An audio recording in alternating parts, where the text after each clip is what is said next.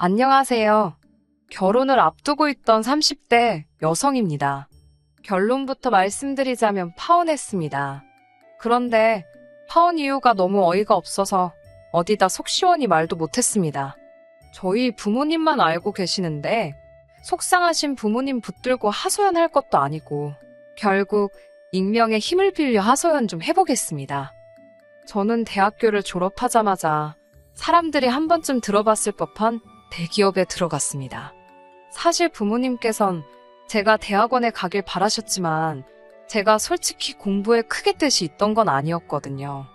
뿐만 아니라 그동안 저를 키우고 가르치시느라 고생하신 부모님께 더 이상은 손을 벌리고 싶지 않았던 것도 있어요. 그저 하루빨리 그 깊은 은혜에 보답해드리고 싶은 마음이 컸지요. 게다가 저희 집이 부족하진 않았지만 그렇다고 경제적으로 풍족한 상황도 아니었습니다. 그런 와중에도 하나뿐인 딸인 제가 뭘 배우고 싶다, 해보고 싶다 하면 어떻게든 기회를 주신 부모님이셨어요. 부모님에게 받은 큰 사랑을 이야기하자면 정말 끝도 없겠네요. 아무튼 그래서 저는 계속해서 공부를 하는 대신 좋은 회사에 들어가야겠다고 진작부터 생각하고 있었고 다행히 목표를 이룰 수 있었습니다.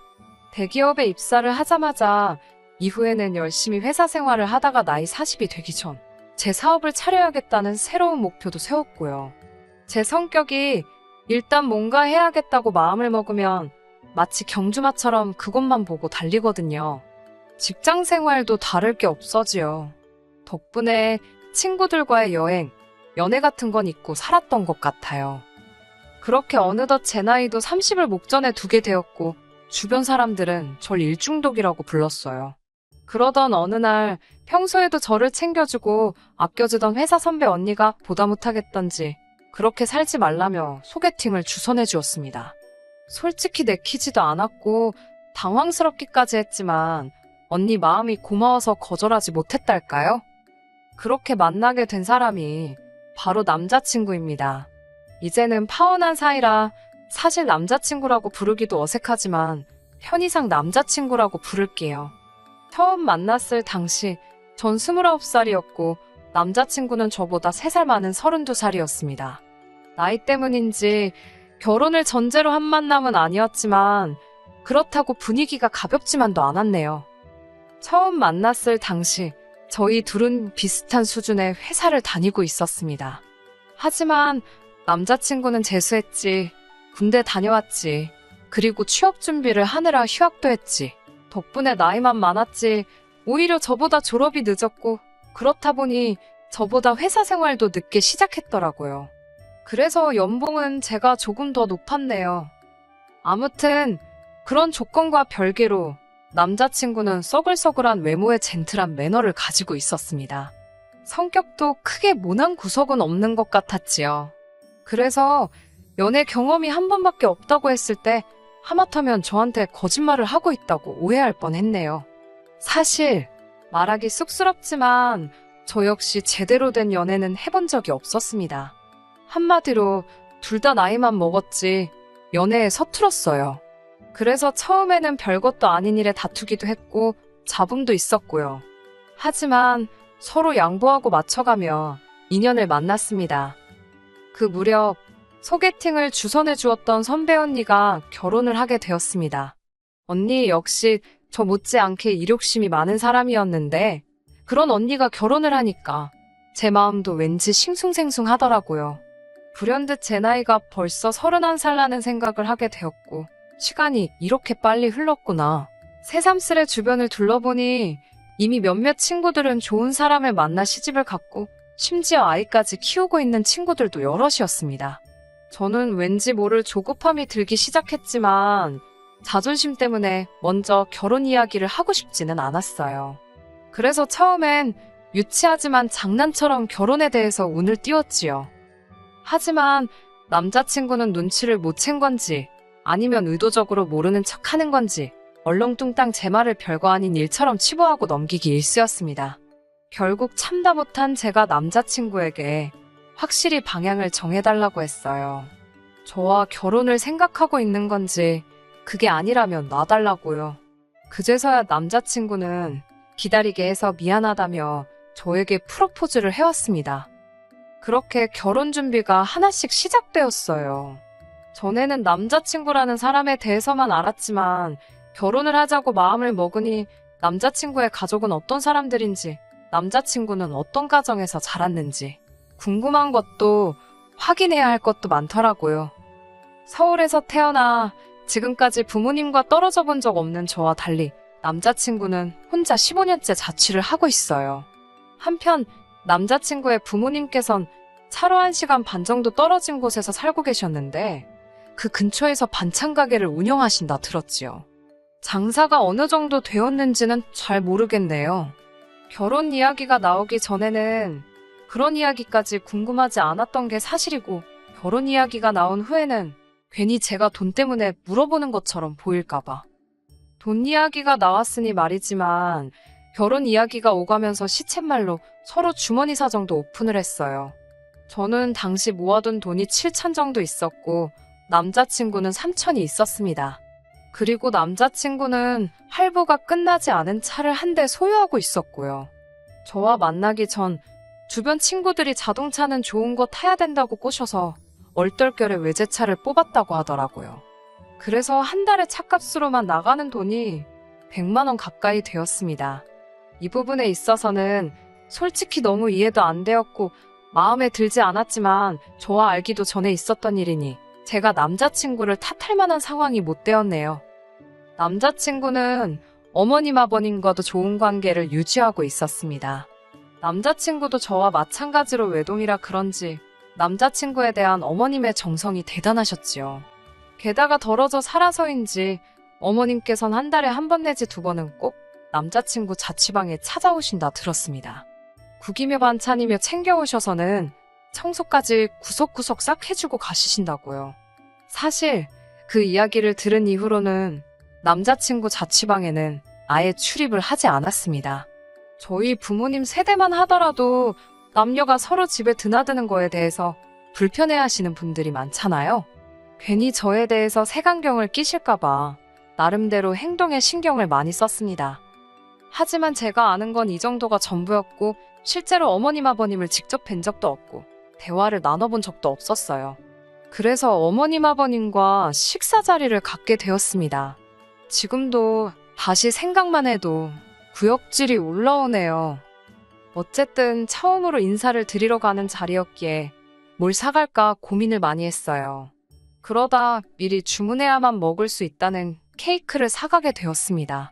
어차피 식사하고 나면 디저트가 필요할 테니까 다 같이 먹으면 되겠다는 생각이었지요. 남자친구가 원래 달달한 디저트류를 좋아하기도 했고요.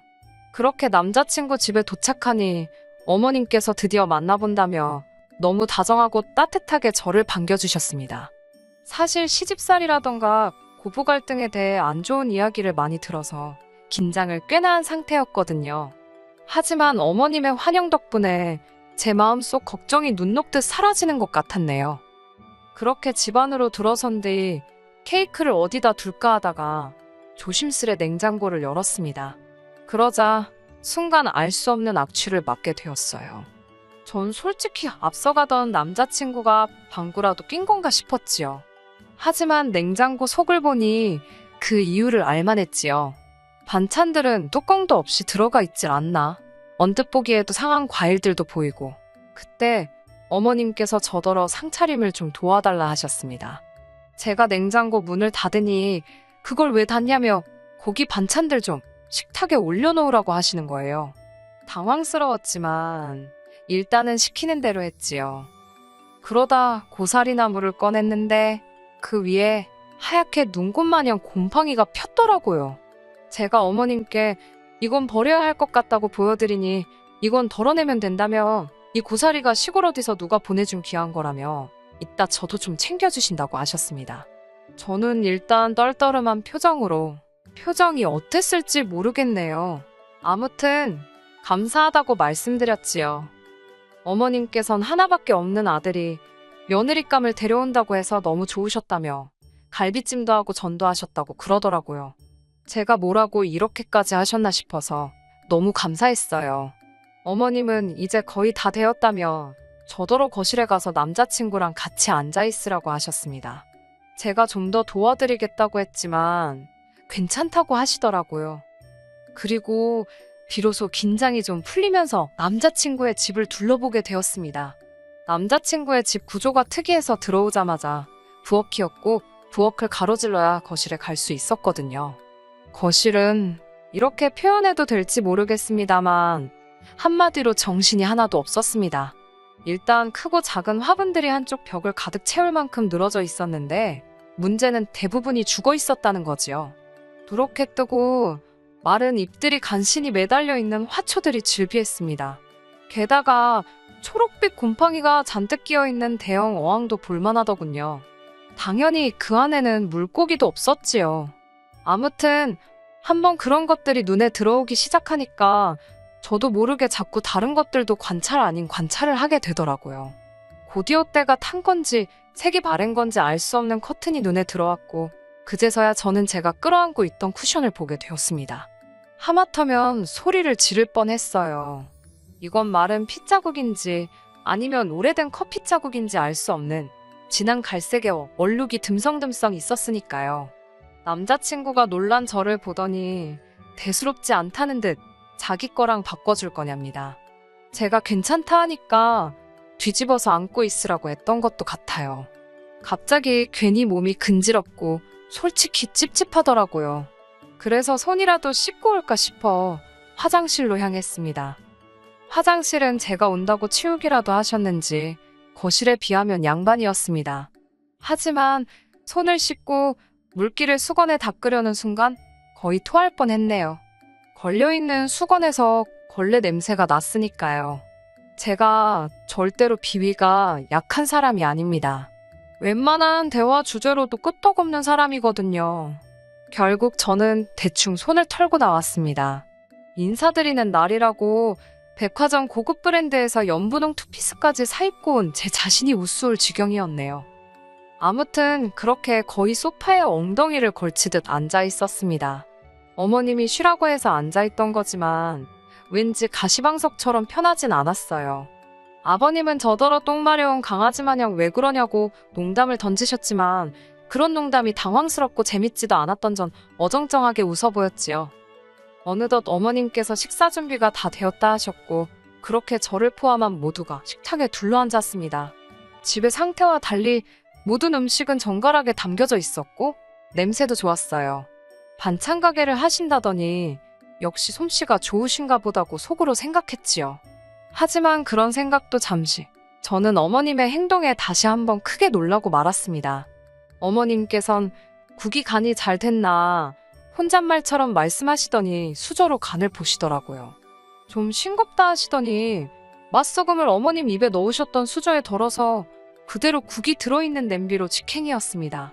어머님께선 당신 입으로 쪽 빨았던 수저로 온 가족이 먹어야 할 국을 휘휘 젓고 계셨지요. 아버님이나 남자친구는 익숙해서 그런지 별로 놀란 기색이 아니었지만 저는 어쨌든 남이잖아요. 비위가 너무 상하더라고요.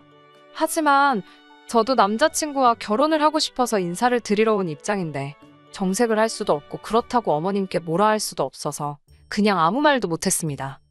식탁에는 갈비찜이 있었는데 아버님은 며느리감 온다고 네 엄마가 큰돈 썼다면서 모처럼 갈비 뜯게 생겼다고 좋아하시더라고요. 괜히 무안하기도 했지만 정말 저 때문에 신경을 써주셨나 싶어서 비위가 상한 것과는 별개로 기분이 좋더라고요. 그런데 아버님께선 갈비찜을 정말 공격적인 속도로 드셨습니다. 문제는 다 드시고 난 뼈 있잖아요. 그 뼈를 뭐 당신 옆에다 두시거나 빈 접시에 놓으시는 게 아니고 원래 갈비찜이 담겨져 있던 그릇에 다시 넣으시는 거예요. 아직 거기엔 손도 안 댄 갈비찜이 많았는데 거기에 당신이 쪽쪽 빨아 드신 뼈다귀를 도로 가져다 놓으셨다는 얘기입니다. 저는 처음엔 설마 잘못 두셨나 하고 생각했어요. 하지만 그게 아니었지요. 몇 번이고 너무나 당연하다는 듯이 그리고 심지어 남자친구도 아버님과 똑같은 짓을 하더라고요. 제가 놀라서 작은 목소리로 그걸 왜 거기다 놓냐고 한쪽에 따로 두라고 했습니다. 그러자 남자친구가 우린 원래 여기다 놓는데? 그러는 거예요. 어머님도 저더러 너도 그 뼈 식탁에 놓지 말라고 괜히 식탁 닦아야 된다고 그러셨습니다. 정말이지 각자 입에서 나왔다 들어갔다를 반복했던 뼈가 다시 고기가 들어있던 접시에 담기는 걸 한번 상상해 보세요. 정말 식욕이 뚝 떨어졌어요. 그래도 당장이라도 토해버리고 싶은 걸 억지로 참고 어머님이 휘휘 저어 떠주신 국물하고 간신히 밥을 삼켰네요. 그러자 어머님께선 왜 이렇게 못 먹냐며 손수 고기를 발라 제 수저 위에 올려주셨습니다. 어쩔 수 없이 어거지로 한 입을 먹었는데 어머님이 고기가 부족한 것 같다며 뼈다귀로 가득한 접시를 들고 가시더니 다시 그 위에 갈비찜을 채워오셨지요. 하지만 이런 문제로 제가 파혼을 한 건 아닙니다. 솔직히 집안마다 가풍도 다르고 환경도 다르니 제가 어느 정도는 이해를 해야 한다고 생각했어요. 하지만 이건 가풍이나 문화가 아니라 상식을 벗어난 일이잖아요. 게다가 구역질이 날 법한 일은 여기서 끝나지 않았습니다. 모두가 식사를 마치자 어머님께선 반찬통 하나를 꺼내 남은 반찬을 전부 모아 담으셨지요. 먹다 남은 반찬이요. 그때만 해도 전 솔직히 어머님이 음식물 쓰레기 모으시는 줄 알았네요. 아버님께선 제가 사온 케이크 맛 좀 보자고 하시며 거실에서 2차로 디저트를 먹자고 케이크를 꺼내오셨습니다.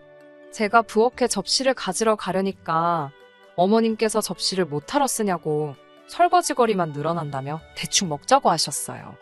떨떠름했지만 유난 떤다 소리 들을까봐 네 하고 자리에 앉았습니다. 케이크를 꺼내니 아버님께선 당신은 이 크림이 그렇게 좋다며 당신 수저로 크림만 떠드시기 시작하셨습니다.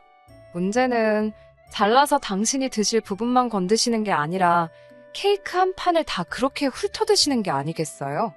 보다 못한 제가 아버님께 좀 덜어 드시는 게 어떻겠냐고 돌려서 말씀을 드렸지만 됐다고 하시길래 결국 솔직히 말씀드렸습니다. 아버님 침이 여기저기 다 묻어서 다른 식구들은 어떻게 먹냐고요. 웃으며 농담처럼 말씀드리니 아버님도 막 웃으시면서 당신 침은 로얄 젤리랍니다. 그러면서 저더러 한 숟갈 줄까? 그러시며 막 당신 수저에 침 뱉는 신용을 내셨다니까요. 그 꼴을 보고 전 더는 구역질을 참지 못했고 순간 분위기가 아주 싸해졌습니다.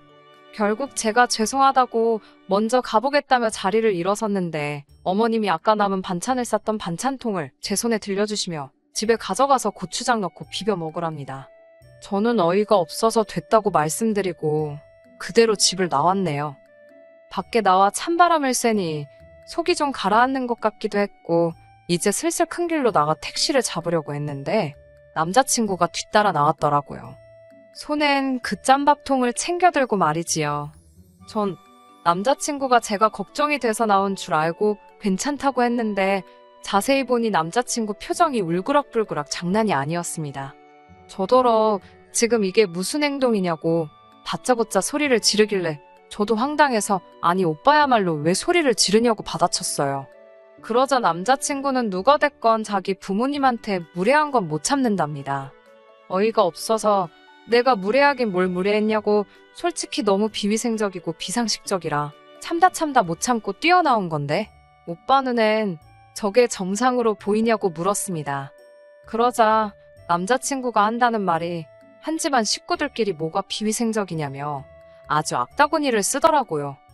아니 전 솔직히 말해서 남자친구가 왜 그렇게 격분을 한 건지 파혼한 지금도 이해가 안 됩니다.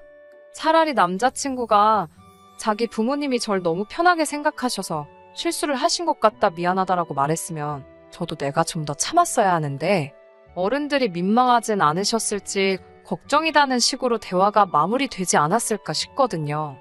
하지만 남자친구는 미안하다는 말은커녕 저더러 왜 자기 엄마가 싸준 반찬은 안 가져가냐며 왜 자기 부모님을 무시하냐고 계속해서 억지를 쓰더라니까요. 결국 저도 막판엔 그걸 더러워서 어떻게 먹냐고 오빠나 먹으라고 했습니다. 그러자 어머님 반찬 가게 오시는 손님들은 돈 주고 사 먹고 없어서 못 먹는다며 저더러 꼴값 떨지 말랍니다. 도저히 들을 생각도 없고 논리도 안 통하는 인간한테 떠들어봤자 나만 손해다 싶어서 그래 많이 팔아먹으라고 덕담 한마디 해주고 뒤도 안 돌아보고 집에 왔네요. 제가 이렇게 파혼을 했으니 도대체 어디 가서 이야기를 할 수 있겠어요? 이건 뭐 본격적으로 혼수 예단 이야기를 하다 틀어진 것도 아니고 시부모님 되실 분들은 상식이 없으셨고 아들은 재수가 없었다고 해야 하는 건지 파혼 결정은 제가 일방적으로 했고 그래서 한동안 남자친구에게 연락이 오긴 했었어요.